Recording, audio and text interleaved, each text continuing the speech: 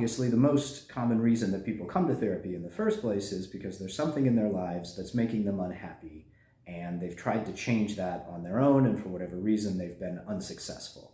And so now they're looking for professional support with that.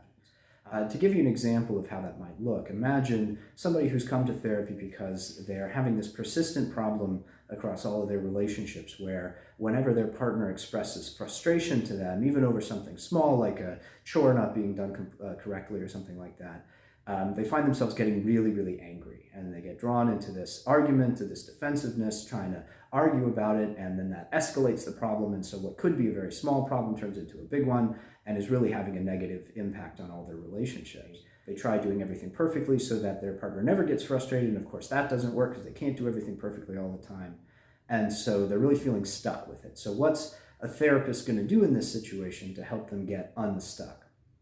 So the first thing the therapist is potentially going to do is look for those underlying causes. So imagine in this case that this person grew up in a family where whenever they made a mistake as a child, their parents would express a lot of disappointment in them, maybe with the best of intentions, right? Just trying to encourage their kid to do better. But the way that that manifested is the child grew up feeling like whenever they made a mistake, it meant that they wouldn't be getting love from their parents. And of course, all children really desperately desire love from their parents. And so this person may have grown up with this fear: if I make a mistake, I'm not going to get loved. Or even worse, if I make a mistake, I don't deserve love, right? Feeling like maybe I'm only worthy of love when I do everything perfectly. And so now, as an adult, that fear is potentially manifesting as this defensiveness and this anger. Once the therapist has helped the person kind of understand that, recognize that, then they can help them identify steps that they can take to change that in practice. So for instance,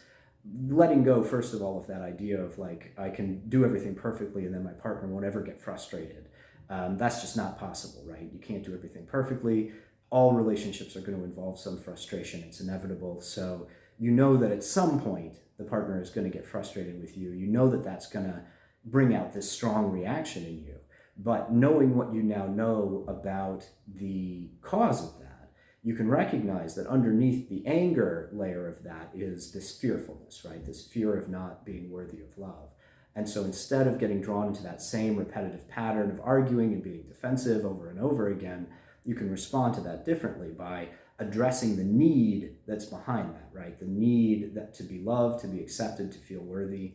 And instead of relying on the partner to give that to you, you can provide some of that to yourself. Remind yourself that you are loved, you are worthy. Calm that reaction down a little bit. And once that fearfulness has calmed down, that means that anger will also have calmed down.